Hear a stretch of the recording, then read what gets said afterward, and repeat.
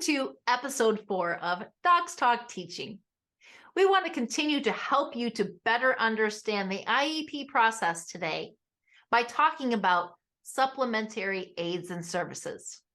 And I want you to pretend for a moment that you're sitting at the IEP table with parents, gen ed teacher, the special ed teacher, the administrator, maybe the student, maybe the paraeducator, and we get to this section where we're beginning to plan the supplementary aids and services, the accommodations and the modifications that the special education teacher and the general education teacher are responsible for so that the student can access the general education curriculum.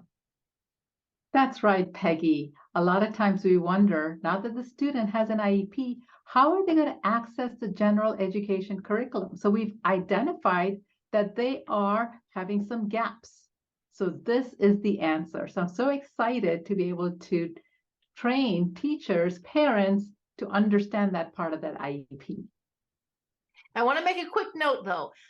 Accessing the general education curriculum is not appropriate for all students. For some students, they do need an alternative curriculum. But for the purpose of this podcast today, we want to help parents and teachers to understand their role in providing these services so that the student can be provided a free and appropriate public education that is not just de minimis, but that can actually expand their knowledge and skills and make the student feel worthy of the school experience.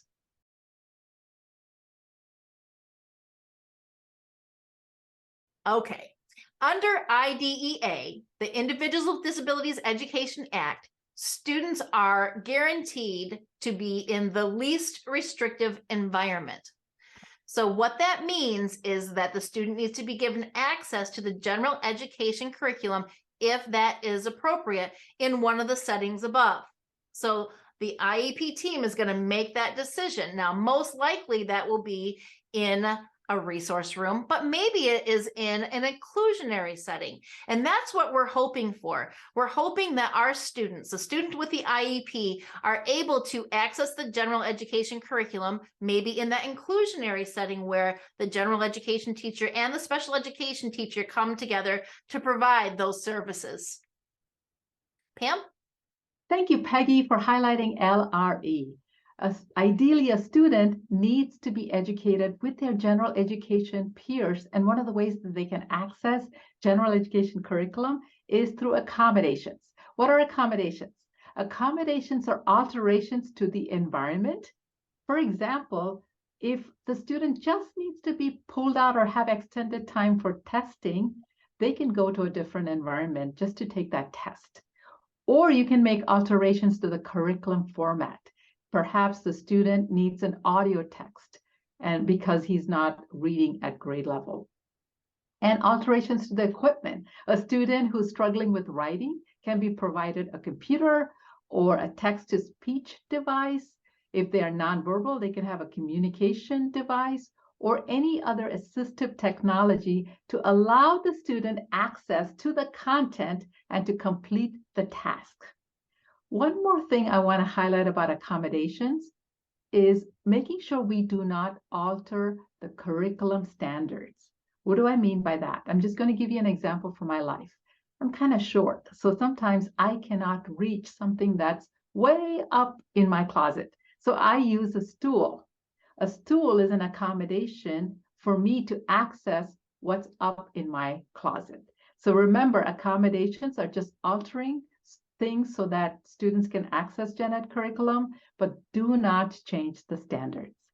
Peggy, can you tell us what modifications are? Modifications actually cut down what the student is going to do as compared to the general education peers, but it's still giving access, right? We want to make sure that they understand the content, but maybe not in its entirety when we're talking about modifications. So for example, if the student is taking a test, and it's a multiple choice test, and the gen ed peers are answering A, B, C, or D, then this test may actually have been modified by the special education teacher or the general education teacher to be the choices of A, B, and C. So 3 choices instead of 4. Or the content of the course may be let's say if a gen ed peer was having to read 10 pages, that the student with an IEP that had modifications written into their IEP may need less. So maybe they have a condensed text or a shorter passage that they're going to read, but it has the same content for mastery. And lastly, the educational standards, they may also be reduced. So let's say that if the gen ed peer is learning 100% of the standards, that the student with an IEP with a modification may be expected to understand 40% of those standards. Pam? Thank you, Peggy, for clarifying what modifications are. Now that the student gets modifications and accommodations, when and where do the students get that? And you need to specify the frequency. What's frequency? It's how often, under what condition, the supplementary aids or service is required, specific to the needs identified in the PLAF. An example would be if the student needs extended time, be specific. How long? Time and a half, 50% more than his peers. If they need a calculator, when do they need the calculator? When they're doing grade level math problems? And we need to make sure that we also specify the location. Is it going to be in the general education setting, the special education setting, or another setting, depending on the needs of the student? Avoid saying throughout the school setting. The student doesn't need to use a calculator when they're doing recess. So think through when the location of the accommodations and modifications. And lastly, the duration. How long does each session last? The number of minutes, and when that service is going to begin and when they're going to end. So you want to include the starting and ending dates. Peggy, thank you. We get to go into the fun part of our podcast, pickles and ham. This is the fun part where we talk about things that make us, well, pucker and get to the meat of the conversation. Well, Pam, there was this teacher. His name was Michael Wither. The year was 1992. And he decided that as a gen ed teacher, that he did not need to follow the IEP and provide the accommodations that were warranted for the student to pass. Can you tell us more? Sure. Actually, he refused to provide oral testing accommodations. He was a history teacher, like you said, for one of the students in his class who had disabilities. And consequently, the student failed and became ineligible for athletics. That did not make his parents happy, and they took Mr. Withers to court. The courts ruled in favor of the parents. And now, Pam, can you tell us, how did the parents know that with accommodations that their student would have been successful to help make the ground for this case? Good question, Peggy. One day, Mr. Withers didn't come to school, and there was a substitute teacher. The substitute teacher actually provided the accommodations for that student and orally read the test, and the student passed.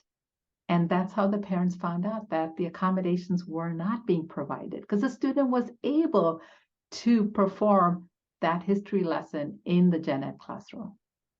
Well, that's one good substitute teacher and a very unfortunate case, but that's how we learn. Sometimes we end up in court when people are not happy. Okay, well, that wraps up episode 4 of Docs Talk Teaching. We'll see you next time.